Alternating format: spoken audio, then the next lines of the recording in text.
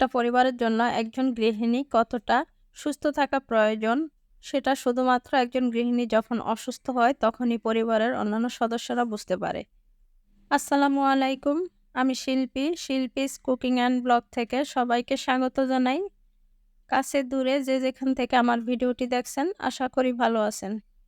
আমি খুব একটা ভালো নেই, আপনারা অনেকেই জানেন। তবুও আল্লাহর কাছে শুকরিয়া আদায় করতে হবে আলহামদুলিল্লাহ। কেননা আল্লাহ আমাকে চাইলে এর চেয়ে আরো খারাপ অবস্থায়ও রাখতে পারতেন।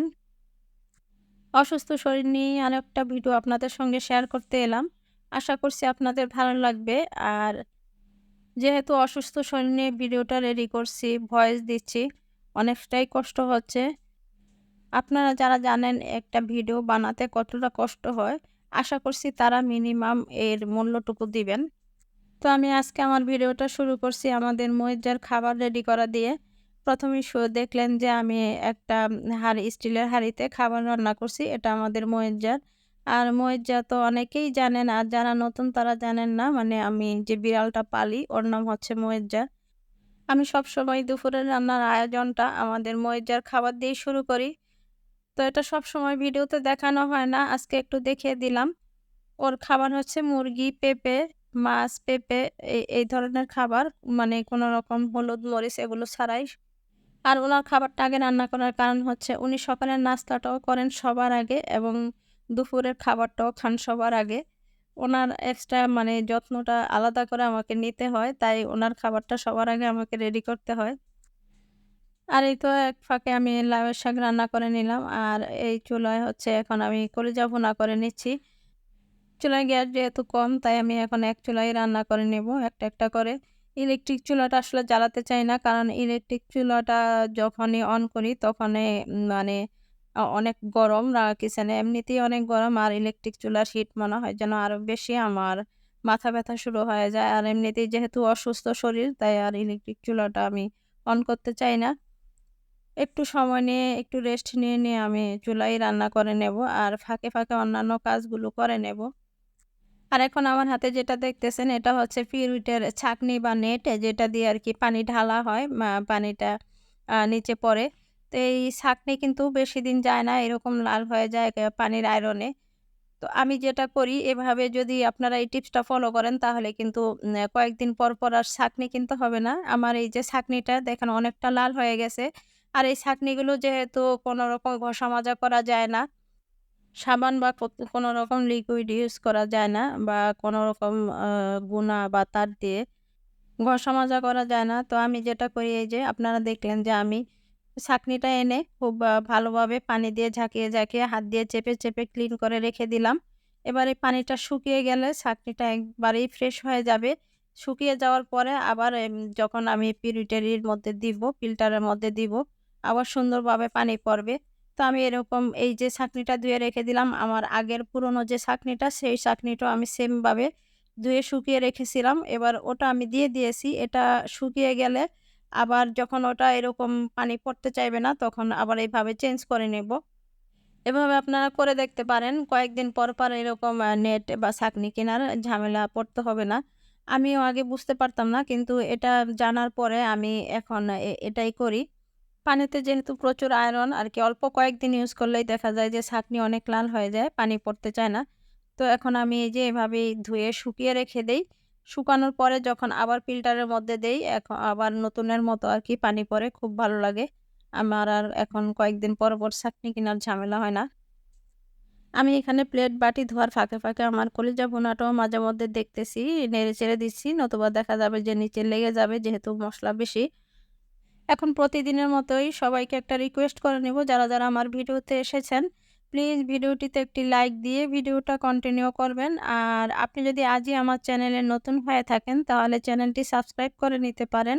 আর এই ভিডিওটা যদি ফেসবুক থেকে দেখে থাকেন তাহলে পেজটা ফলো দিয়ে রাখতে পারেন। আর এই কাজটা যদি করে দিয়ে থাকেন তাহলে আপনাকে অসংখ্য ধন্যবাদ। যাই হোক, আমি দেখে নিয়েছি যে আমার কলিজা ভুনাটা হয়ে গেছে। তো চুলাটা খালি না দিয়ে আমি এখন কলিজা ভুনাটা হয়ে যাওয়ার পরে আমি আজকে খুবই সহজ এবং খুব সাধারণভাবে একটা ডাল রান্না করব। ডালটা খুব সাধারণভাবে রান্না করলেও খেতে কিন্তু অসম্ভব মজার হয়। আমি ডালটা ফার্স্ট টাইম রান্না করেছিলাম, আমার বাসার সবাই খুব পছন্দ করেছে। তাই ভাবলাম যে ডালের এই রেসিপিটা আপনাদের সঙ্গে শেয়ার করব। আর আমাদের প্রতিদিনের রান্নায় অনেক সময় দেখা যায় অনেক সাধারণ রান্না, অনেক অল্প উপকরণের রান্নাও কিন্তু অনেক মজার হয়। পরিবারের সবাই অনেক পছন্দ করে। অনেক সময় মাছ, মাংস বাসায় থাকেও না। তখন দেখা গেছে অল্প উপকরণে শর্টকাটে আমরা গৃহিণীরা সারতে চাই। তো এই ধরনের রান্নাগুলো মাঝেমধ্যেই কিন্তু কাজে লাগে। তাই তো আমি সব ধোয়াপালার কাজ শেষ করে আপনাদেরকে একটু দেখিয়ে দিলাম। আর এই তো এখন চলে এলাম আপনাদের সঙ্গে ডাল রান্নার রেসিপি শেয়ার করতে। এখানে আমি ডাল রান্নার জন্য নিয়েছি মসুর ডাল। আর ডালটা খুব ভালোভাবে ধুয়ে পরিমাণ মতো হলুদের গুঁড়া, মরিচের গুঁড়া আর দিয়েছিলাম জিরার গুঁড়া, ধনিয়ার গুঁড়া দিয়ে আমি আরকি লবণ দিয়ে মাখিয়ে ডালটা অল্প পানি দিয়ে সিদ্ধ করে নিয়েছি। এই যে অল্প পানি দিয়ে সিদ্ধ করে নিয়ে একটু ঘুটনি দিয়ে একটু ঘুটে দিলাম, মানে ডালটাকে একটু মিহি করে দিলাম। আর এখন আমি এখানে পরিমাণ মতো পানি দিয়ে দিচ্ছি। আর পানিটা কিন্তু গরম পানি। আপনারা আপনাদের পরিমাণ মতো পানি দিবেন। ডালটা আসলে কতটুকু ঘন বা পাতলা রাখতে চান সেটার উপর নির্ভর করবে। আমি একটু ঘন রাখবো। একবারে পাতলাও না, একবারে ঘনও না, এরকম আরকি রাখবো।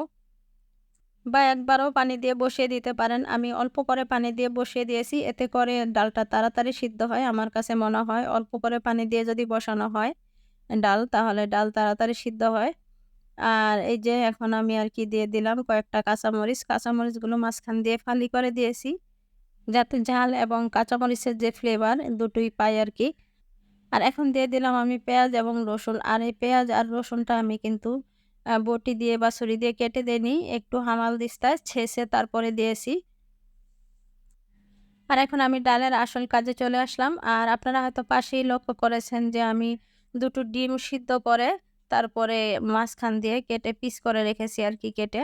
তো পিসগুলো আপনারা আপনাদের পছন্দ মতো করবেন। আর এখন আমি এই যে ডালের যে ফোড়নটা দিয়ে দিব। এখানে আমি সেই ছেঁচা রসুন এবং পেঁয়াজ তেলের মধ্যে দিয়ে কিছুক্ষণ ভেজে হালকা বাদামি কালার করে নিয়েছি, খুব বেশি লাল করিনি। এরপর দিয়ে দিলাম আগে থেকে সিদ্ধ করে রাখা ডিম। ডিমগুলো দেখেন আমি ২ টা ডিমকে ৮ টা পিস করে নিয়েছি। আপনারা আপনাদের পছন্দ মতো পিস করে নিবেন।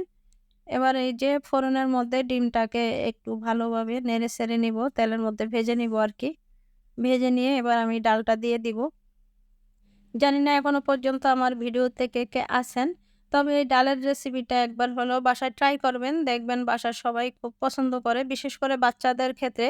বাচ্চারা কিন্তু খুব পছন্দ করবে এই ডালটা। আমার বাসায় তো ছোট বড় সবাই খুব পছন্দ করে খেয়েছে এই ডালটা। যেহেতু ডালের মধ্যে ডিম দেওয়া আছে, বাসায় যদি অন্য কোনো তরকারি বা মাছ মাংস নাও থাকে, এই ডাল দিয়েই কিন্তু খাওয়া হয়ে যাবে।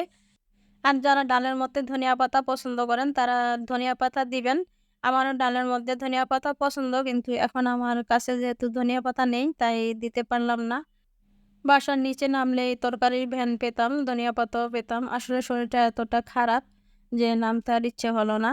তাই হাতের কাছে যা ছিল সেভাবেই রান্না করে নিয়েছি। তো এই তো আমার দুপুরের খাবারের দাবারের আয়োজন আমি বাটিতে সব বেড়ে নিয়েছি। আর ভিডিওর এই অংশ হচ্ছে সন্ধ্যাবেলার, আর এখন সন্ধ্যার নাস্তার আয়োজন চলছে। তো দেখতে, দেখতে আমি ভিডিওর একদম শেষ পর্যায়ে। আজকের মতো আমি ভিডিওটা এখানেই শেষ করছি। দেখা হবে নতুন কোনো ভিডিও নিয়ে। সেই পর্যন্ত সবাই ভালো থাকবেন, সুস্থ থাকবেন। আল্লাহ হাফেজ। আসসালামু আলাইকুম।